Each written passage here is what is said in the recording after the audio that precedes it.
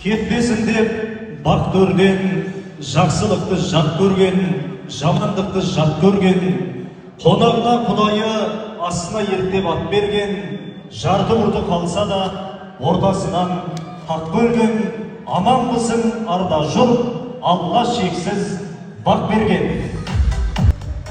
Армысыздар, ардақты ағайын, қадірлі меймандар. Күн нұрындай күлімдеген шырайлы Шымкентіміздің төрінде, ханның сарайындай болған Мұса мейрамханасында, жас жүректердің жарасын тапқан, нағыз бақыттың бастауы болған, серік пенен сымбаттың шаңырақ көтеру тойына қош келдіңіздер. Олай болса, Гүлмира, өзіңнің күміс көмей әнші екеніңді білеміз.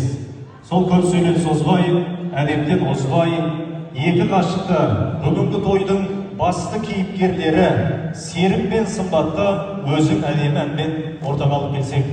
Дұрыс айтасыз, көп рахмет. Ал құрметті қонақтар, орнымыздан тұрайық, шапалақты ұрайық, ішімізден ақ